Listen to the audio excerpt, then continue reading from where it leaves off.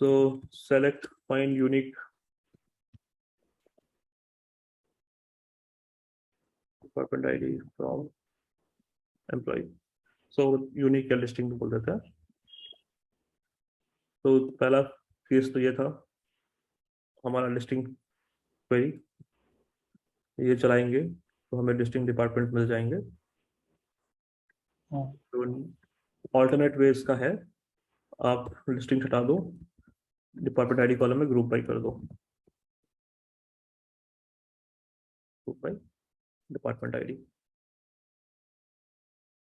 अब ऐसा कर दोगे आपको फिर से यूनिक रिकॉर्ड मिलेंगे, क्योंकि वो 3 ग्रुप बना रहा है, 201, 202, 203 का।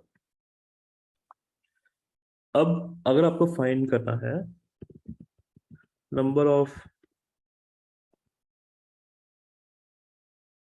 Employees in each department, her department में कितने एम्प्लॉयज काम करते हैं, तो आपको इस केस में भी ग्रुप करना होगा डिपार्टमेंट में, because we want to group by department and then we have to count the number of employees in each department.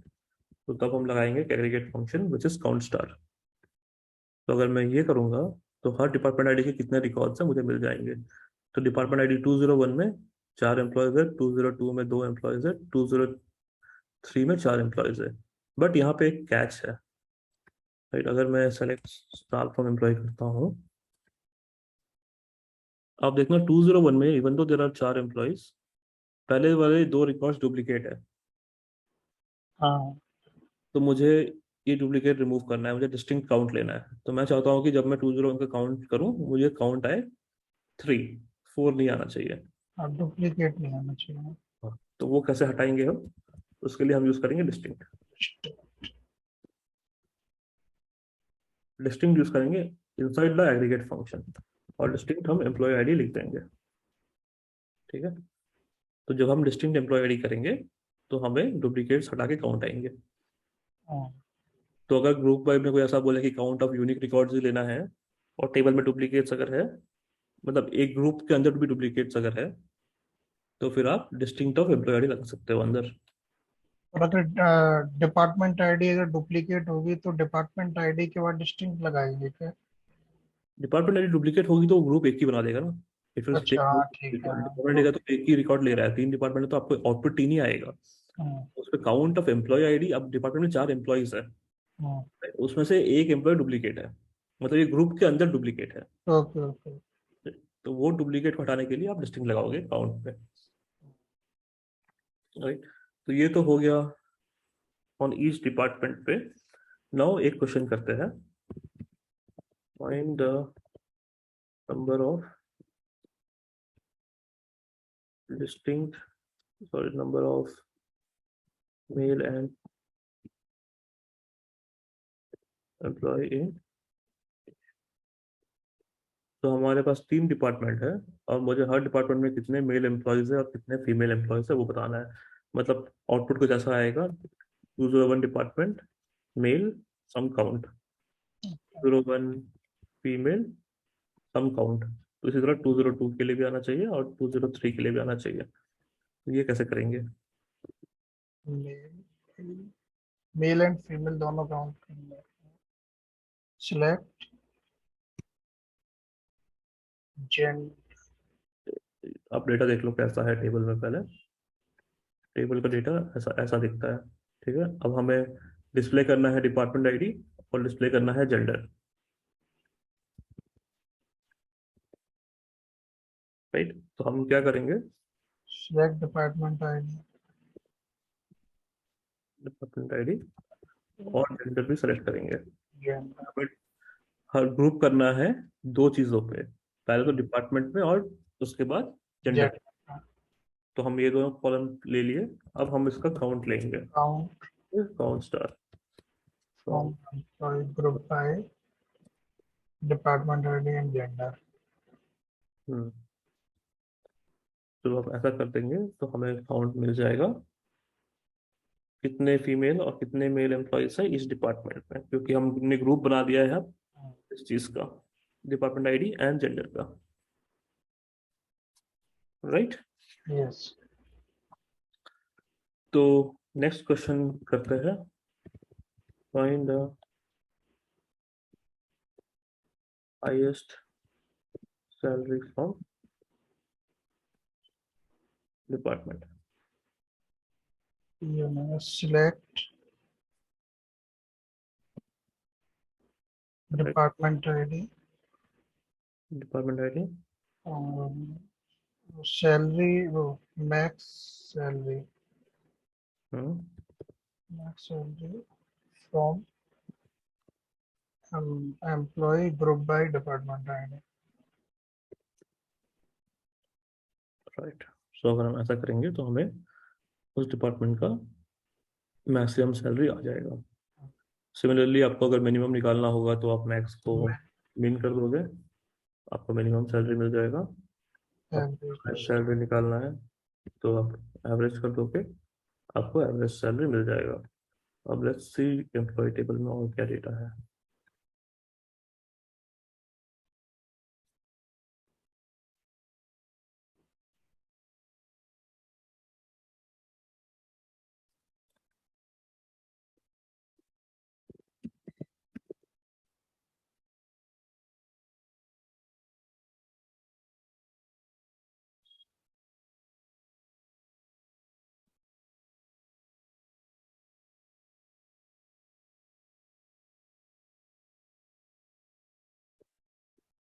Her city में कितने मेल फीमेल एम्प्लॉयज है वो काउंट दिखाना है.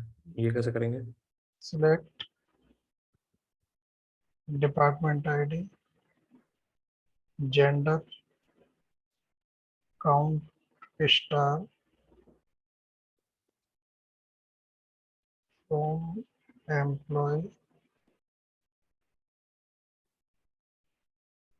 group by सिटी में चाहिए तो सिटी को भी लेंगे सिलेक्ट में, फिर ग्रुप बाय सिटी भी करेंगे. तो मुझे चाहिए number of male and female employees from each city. मुझे बस सिटी और जेंडर चाहिए, मुझे ये डिपार्टमेंट आईडी कॉलम नहीं चाहिए. तो department city.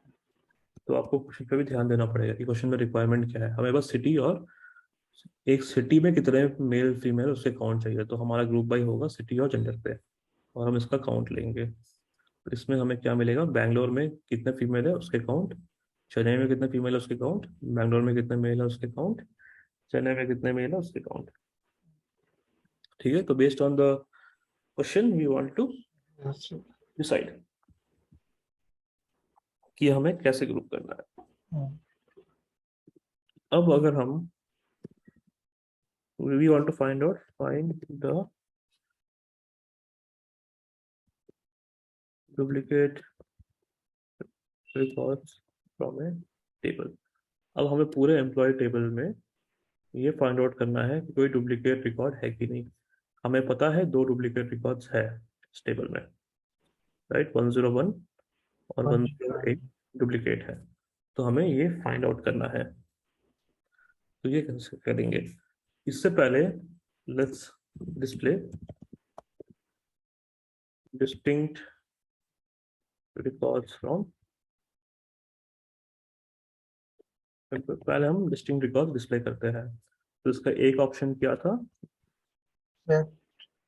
Select distinct star किया था हमने. इस बार हम स्टार नहीं करेंगे, हम सारे कॉलम नेम्स को टाइप करेंगे, इंडिविजुअली कॉलम नेम्स लिखेंगे. प्रोडक्शन में star is not a good approach. आप सारे कॉलम नेम्स टाइप कर दोगे तो वो रीडेबल रहता है और इजी भी रहता है. तो we have phone number, we have city, we have salary and we have designation. तो मैंने सारे कॉलम्स यहाँ पे ले लिए हैं जो भी इस टेबल पे है. अब मैं इन सबका डिस्टिंक्ट वैल्यू ले रहा हूँ एंड वी ऐड कर देंगे फ्रॉम एम्प्लॉय कीवर्ड. जब मैं ऐसा कर दूंगा तो मुझे सारे डिस्टिंक्ट रिकॉर्ड्स मिल जाएंगे. आप देखना 101 का एक ही रिकॉर्ड आया हुआ है, 108 का एक ही रिकॉर्ड आया हुआ है. तो इस केस में क्या हो रहा है? We can only see the unique values. अब हमें इसमें नहीं पता है कि कौन सा वैल्यू डुप्लीकेट है डिस्टिंक्ट. हमें ऐसे ही पता है 101 और 108 डुप्लीकेट है, बट अगर आपको नहीं पता है तो आप डिस्टिंक्ट से गेस भी नहीं कर पाओगे कि इसमें से डुप्लीकेट कौन सा रिकॉर्ड था. राइट. अब यही डिस्टिंक्ट रिकॉर्ड अगर आपको डिस्टिंक्ट से नहीं करना है तो हम कर सकते हैं ग्रुप बाई से. हम ग्रुप बाई का लॉजिक क्या है? हमें कॉलम्स पे ग्रुप बनाना है. तो अगर हम ये सारे कॉलम्स का डिस्टिंक्ट हटा दें और इन सारे कॉलम्स को हम तो में ऐड कर दें,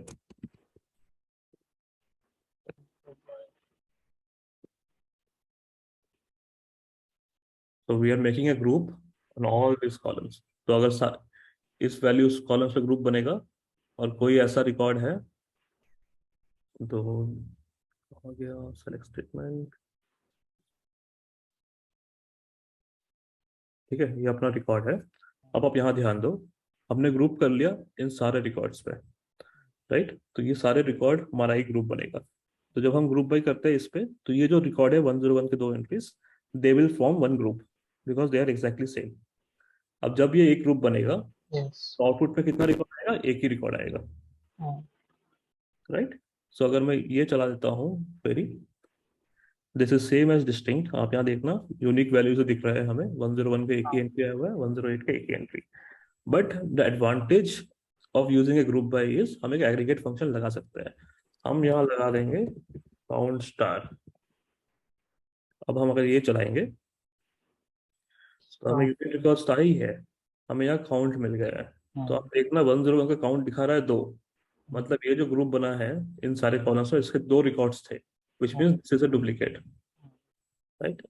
अब ये देखना अंकिता, इसमें भी दो रिकॉर्ड आए हुए हैं, मतलब ये दोनों डुप्लीकेट्स थे। डिस्टिंक्ट में हमें पता नहीं चल रहा था कि डुप्लीकेट रिकॉर्ड कौन से थे, but with group by we can figure that out because we have an added advantage to add a aggregate function।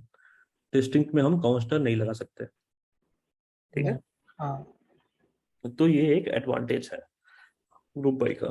तो अगर आपको डिस्टिंक्ट निकालना है कोई भी टेबल का, तो आप उस टेबल के सारे कॉलम्स को ऐड कर देना सेलेक्ट में, और वो सारे कॉलम्स को आप ग्रुप बाई में भी ऐड कर देना। तो आप डिस्टिंक्ट लगा के भी कर सकते हो, डिस्टिंक्ट स्टार या डिस्टिंक्ट और सारे column names, but performance wise group by is better than distinct, ठीक है। तो प्रोडक्शन में जब भी डिस्टिंक्ट निकालना होगा आप ग्रुप बाई से ही करोगे। अब तो हमने यूनिक रिकॉर्ड निकाल लिया, अब मुझे फाइंड आउट करना है कि डुप्लीकेट रिकॉर्ड्स कौन से हैं। तो मुझे आउटपुट में सिर्फ 101 और 108 चाहिए, सारे नहीं चाहिए। Find the duplicate records from a table. तो ये हम कैसे करेंगे? अगर हम ये क्वेरी फॉलो करते हैं, और मैं इस कॉलम को एलाइज कर देता हूँ एज ए कॉलम CNT, इसको रन करके देखते हैं एक बार। तो आप देखना, अब एक लास्ट कॉलम हमने क्रिएट किया है, डिराइव कॉलम है ये हमारा, जो कि एग्रीगेट फंक्शन का रिजल्ट है, काउंट का रिजल्ट है। तो ये वैल्यू 2 है।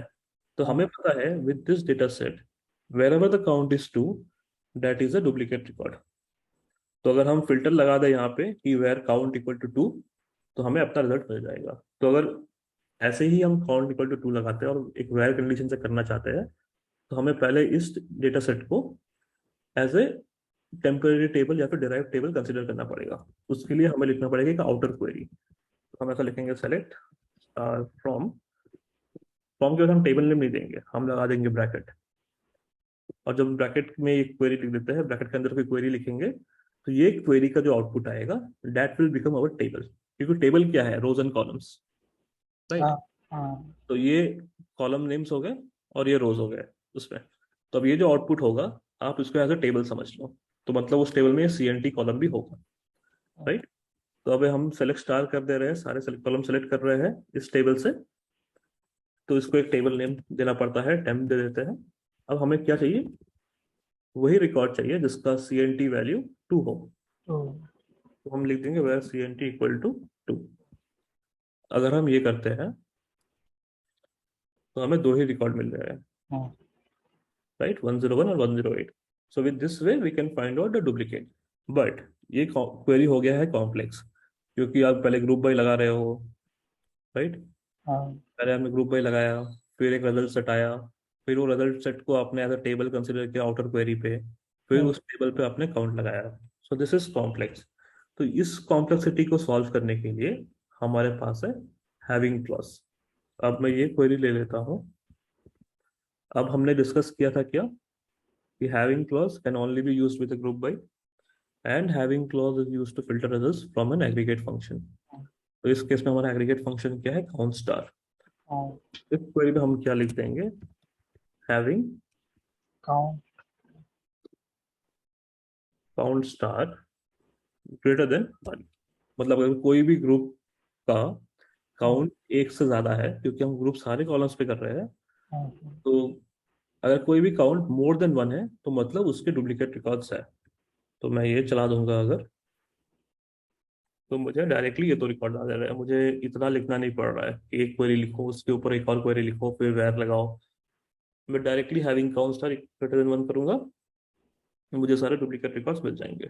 तो जरूरी नहीं है कि मैं यहाँ पे काउंट स्टार सेलेक्ट करूँ, हमने यहाँ काउंट स्टार लिखा था ताकि हम यहाँ पे एक कॉलम क्रिएट करके यहाँ फिल्टर कर सके बाद में। हाँ, बट हाँ, हैविंग क्लॉज में हमें करना नहीं है, हम डायरेक्ट लिख देंगे having count star greater than 1, बस डायरेक्टली हमें डुप्लीकेट्स मिल जाएंगे, कौन सा रिकॉर्ड डुप्लीकेट्स है। तो ये एडवांटेज है हैविंग क्लॉज का, और हैविंग क्लॉज हम हमेशा यूज करते हैं ग्रुप बाई के साथ। ओके, ठीक है, यस, तो ये एक वे है to find out duplicate records from a table using a group by, क्योंकि डिस्टिंक्ट आपको वो फीचर नहीं देता है। There are other ways to find out duplicate values, जैसे कि वो हो गया अपना विंडो फंक्शंस हो गए, we have row number, we have rank functions, उससे भी हम पता कर सकते हैं, but that we will discuss जब हम विंडो फंक्शंस देखेंगे।